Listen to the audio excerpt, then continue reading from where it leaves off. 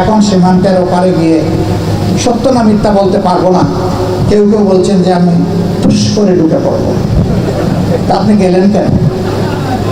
আপনাকে যেতে কে বলেছিল?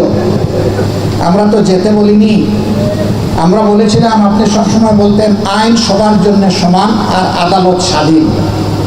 এবার আইন সবার জন্য সমান এবং আদালত স্বাধীন, সেটা একটু দেখার দরকার ছিল। আপনি গেলেন, আপনার কথাটাই আপনি একবার নিজের জন্য প্রমাণ করে দিতেন, এটাই হতো আপনার সত্যিকারের রাজনীতিবিদ সুলভ আচরণ। তারপরে আমরা বলছি হ্যাঁ আপনি আসবেন, আপনাকে আসতে হবে, আসা উচিত। কারণ যা করেছেন তা তো এবার আদালতের সামনে দাঁড়িয়ে আপনার দেখা দরকার। আপনি নিরীহ লক্ষ লক্ষ মানুষকে দফায় দফায় আপনি নিয়েছেন আদালতে, মা বোনদেরকেও আপনি ছাড় দেননি, করেছেন আপনি লাঞ্ছিত।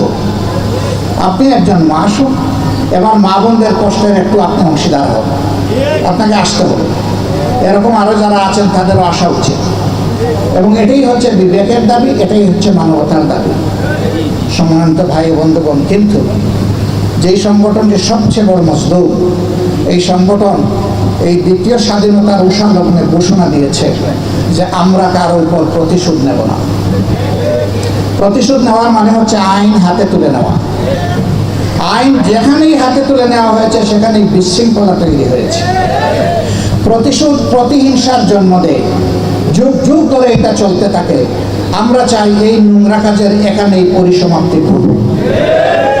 তবে ন্যায় এবং ইনসাফের দাবি হচ্ছে যিনি যে অপরাধ করেছেন নির্দিষ্ট অপরাধের জন্য তাকে শাস্তি পেতে হবে, এবং সেইটি আইনি প্রক্রিয়ার মধ্য দিয়ে, বেআইনিভাবে নয়।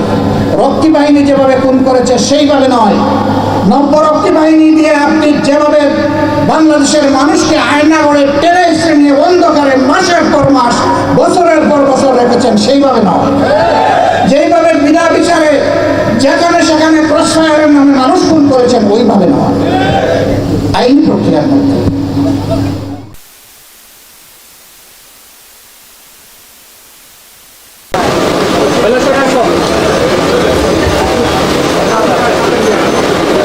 আমরা সাংবাদিক ভাইদের নিউজের সহযোগিতার জন্য আমি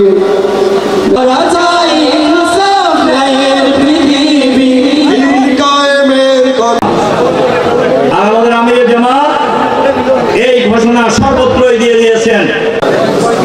বাংলাদেশ জামাত ইসলামী সিরাজগঞ্জ জেলা শাখার আজকের এরকম সম্মেলন প্রতিটি মহল্লায় ইসলামী আন্দোলনের সংগঠন গড়ে তুলতে হবে।